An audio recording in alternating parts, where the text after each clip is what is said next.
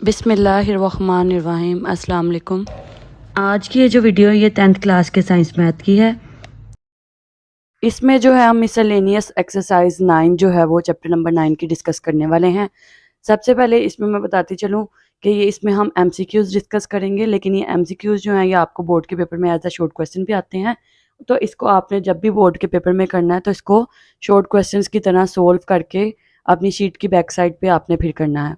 उससे पहले स्टार्ट करने से पहले अगर आप लोगों ने मेरा चैनल सब्सक्राइब नहीं किया तो काइंडली मेरा चैनल सब्सक्राइब कर लें, और थ्योरम्स अगर आपको इसी चैप्टर के चाहिए तो आप लोगों को मेरे चैनल पे मिल जाएंगे, वीडियोस में जाके आप देख सकते हैं।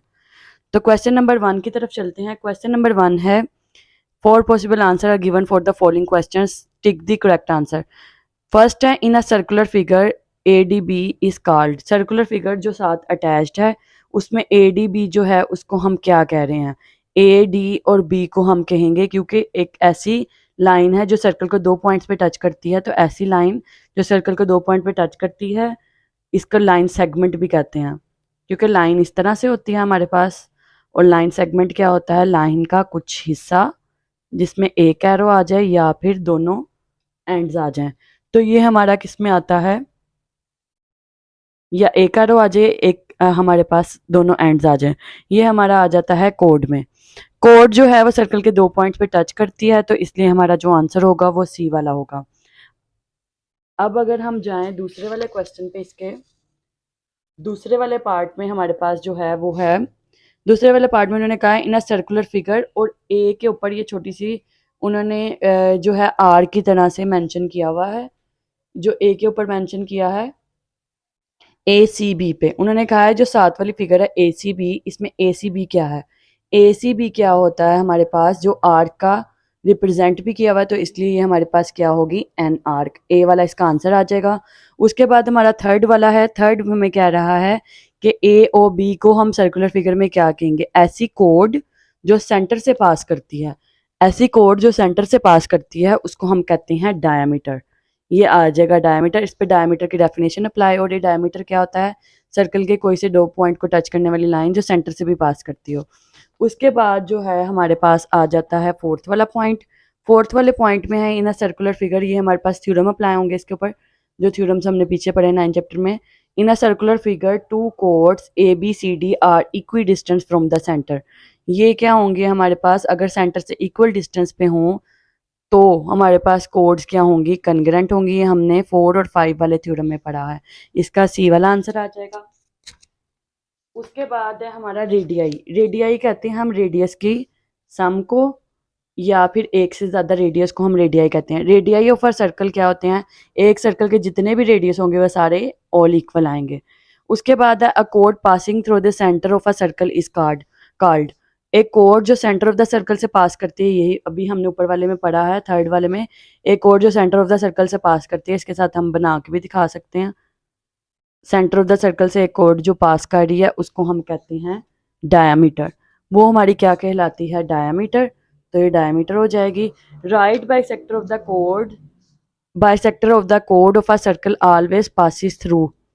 जो राइट बाई सेक्टर होती है कोड ऑफ द सर्कल की, वो क्या हमेशा सेंटर से पास करती है। हमने ये पढ़ा था थ्योरम में, ये ऊपर वाले थ्योरम में भी देख लें। जो हमारे पास है right by sector of the code, code का राइट बाई सेक्टर अगर आ रहा है हमारे पास, तो वो किससे पास कर रहा है? सेंटर से पास कर रहा है। उसके बाद है in a circular region bounded by the 2 radii and the corresponding arc is called. Circular region हो जो कि 2 रेडियाई से आपस में मिलके बनता है, एंड द कॉरस्पॉन्डिंग आर्क। एक सर्कुलर रीजन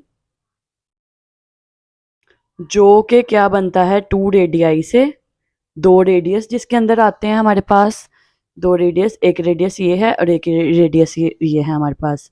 और इसके अंदर का जो सारा रीजन आ जाता है, ठीक है। और उसमें आर्क भी आती है, 2 रेडियाई भी आते हैं, रेडियस भी आते हैं, अंदर वाला रीजन भी आता है। उसको हम कहते हैं सेक्टर ऑफ अ सर्कल। क्या कहते हैं? Sector of the circle. उसके बाद है नाइन्थ वाला। नाइन्थ वाला है the distance of any point of the circle to its centre is called. Distance जो है सर्कल का, इसके सेंटर तक का जितना भी फासला होता है, किसी भी पॉइंट तक का फासला, वो हमारा कहलाता है रेडियस। ये आ जाएगा आपका ए वाला आंसर।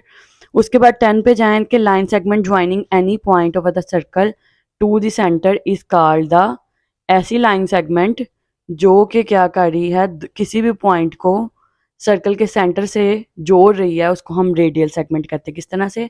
एक लाइन सेगमेंट जो सर्कल के सेंटर से जोड़ रही है किसी भी पॉइंट को, उसको रेडियल सेगमेंट क्यों कह रहे हैं? ये सेगमेंट इसलिए कह रहे हैं कि ये रेडियस का कुछ हिस्सा है, या फिर एक जो बड़ी लाइन ड्रॉ हो रही है जैसे मैंने आपको बताया, उसका कुछ हिस्सा आ जाता है।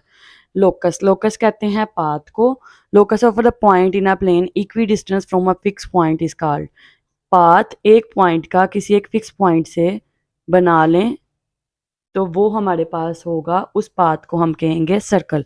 सर्कल जो बनता है किसी भी एक पॉइंट के मूव करने से, अगर उसको फिक्स पॉइंट से मूव करवाएं तो।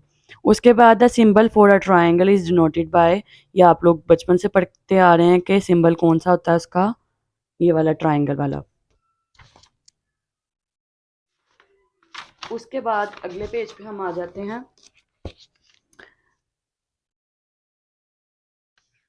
अगले पेज पे है आपके पास a complete circle is divided into.